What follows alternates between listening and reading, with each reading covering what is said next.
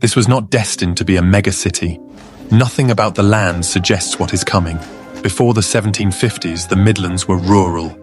Fields, villages, scattered workshops, small market towns, hand tools and watermills, low population density. Life moved at the pace of seasons and roads.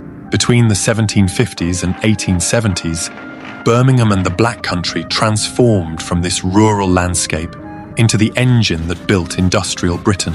What followed was not gradual evolution, it was violent reorganization. The images in this video are drawn from photographs, paintings, and engravings created during the industrial peak. This was a landscape documented in real time, sometimes in awe, sometimes in horror, as it transformed. This is Birmingham and the Black Country, the engine room of the British Empire. This is where it begins, and it begins small. Birmingham in the early 1700s was a market town of perhaps 15,000 people. It had no cathedral, no university, no ancient institutions. What it had was metal, iron ore nearby, coal beneath the surface, and a tradition of small-scale metalworking. Workshops operated from homes and small forges. Nails were made by hand. Gun components were assembled piece by piece. Buttons, buckles, and small metal goods, what was called the toy trade, were produced by independent craftsmen working for merchants who supplied raw materials and bought finished products. This was not factory work. It was household production, flexible and decentralized. A nailer worked at his forge. A gunsmith assembled parts in his workshop. A button maker stamped metal in his home. Each trade was specialized, but the scale was small. Birmingham grew sideways, not from aristocracy or royal charter, but from skill, flexibility, and private enterprise. There were no guilds to restrict entry, no ancient regulations to block innovation. If you had skill and capital, you could set up a workshop. The Black Country, the region surrounding Birmingham to the west and north, was even more rural. Small villages, coal pits, ironworks scattered across the landscape. The coal seams were thick, some 30 feet deep, and close to the surface. Iron ore was abundant. The raw materials were there. The infrastructure was not. This was the foundation. Small, decentralized, and about to accelerate. This is the point of no return, and it arrives with steam. Early steam engines appear in the 1750s and 1760s, used primarily to pump water from coal mines.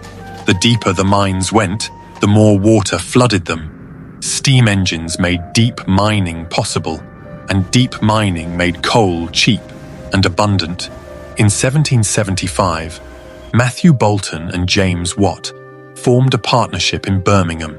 Boulton was a manufacturer and entrepreneur. Watt was a Scottish engineer who had improved the steam engine's efficiency. Together they established the Soho Manufactory and later the Soho Foundry, where they manufactured steam engines and sold them across Britain and beyond. Birmingham didn't just use steam power, it produced the engines that powered the Industrial Revolution elsewhere.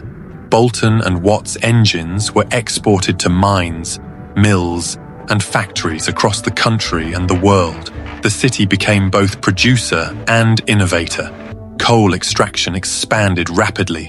What had been small pits became deep shaft mines. Iron production scaled up. Blast furnaces multiplied. The landscape began to change, not just in what was built, but in what was destroyed. Fields were dug up. Villages were swallowed. The air began to thicken with smoke. Canals were cut to move the coal and iron. The Birmingham Canal navigations became the most extensive canal network in Britain. 160 miles of waterways connecting Birmingham to the Black Country's coalfields and beyond. Barges moved coal, iron, and finished goods. The canals were crowded, polluted, and essential. This was infrastructure arriving at scale, and once the infrastructure existed, everything else accelerated. This is where the transformation becomes irreversible, and the Black Country earns its name. Coal mines opened everywhere. Blast furnaces lit the night sky. Ironworks, foundries, and rolling mills spread across the landscape. Entire towns were blackened by soot and smoke. Wolverhampton made locks and metalwork. Dudley mined limestone and iron. Walsall produced leather goods and saddlery. West Bromwich forged coal and iron. Stourbridge made glass. Willenhall specialised in locks and keys. Bilston produced steel and enamelware. Each town had its trade, and together they formed an industrial organism, the Black Country. The region became known as the Black Country in the 1840s. The name was not poetic, it was descriptive. The landscape was black from coal dust and soot by day, red from furnace glow by night. An American consul, Elihu Burritt, described it in 1868 as black by day and red by night. He was not exaggerating. This was no longer a city, it was an industrial organism. Production was constant, furnaces never cooled, mines never stopped. The rhythm of work replaced the rhythm of seasons. Time became mechanical, not natural. The population began to surge. Workers flooded in from across Britain, from rural areas where enclosure had displaced them, from Ireland fleeing famine, from anywhere wages could be earned. Housing was built quickly and cheaply, density increased, sanitation collapsed. This was the moment when the old world ended and the new one began, and there was no going back. This is peak output, peak confidence, and peak human cost. Birmingham's population grew from 15,000 in 1700 to over 500,000 by 1901. This was not gradual growth, it was explosion. Birmingham was dense with factories. Precision manufacturing dominated. Weapons, tools, machinery, jewellery. The gun quarter armed the British military. The jewellery quarter produced ornaments for the wealthy. Buttons, buckles, and small metal goods were exported worldwide. The Black Country forged chains for ships, anchors for the Royal Navy, and nails by the millions. Railway tracks were rolled here and laid across India, Africa, and Australia.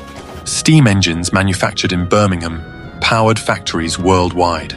This region didn't just supply Britain, it supplied the empire. Canals were stacked beside railways. By the 1840s, railways began to replace canals as the primary means of transport.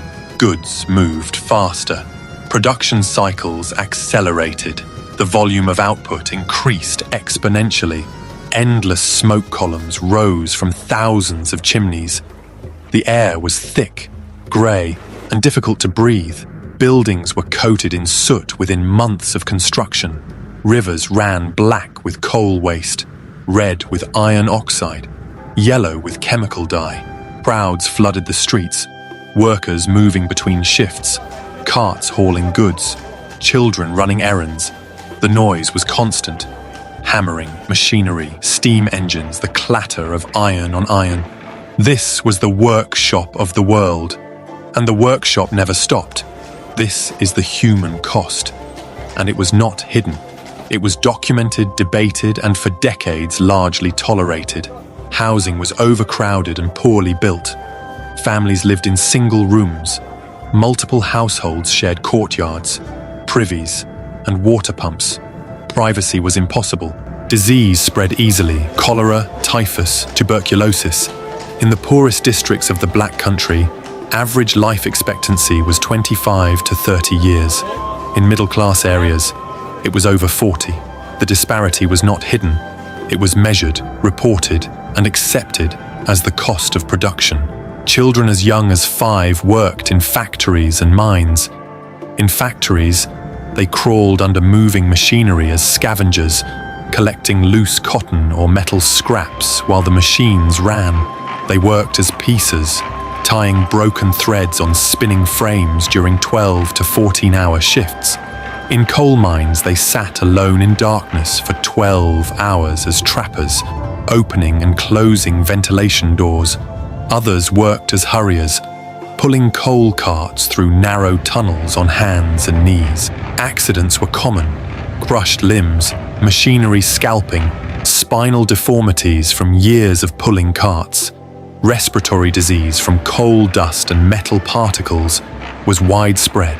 Growth was stunted. Education was non-existent. Children worked instead of attending school. Factory acts in the 1830s and 1840s gradually limited child labor. The 1833 Act banned children under 9 from textile mills. The 1844 Act limited women and children to 12-hour days. The 1847 Act reduced it to 10 hours. But enforcement was weak, and resistance from factory owners was strong.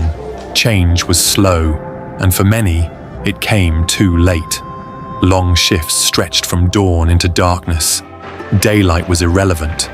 The factory bell controlled when you woke, when you worked, when you ate, when you left. The rhythm of machines replaced the rhythm of life.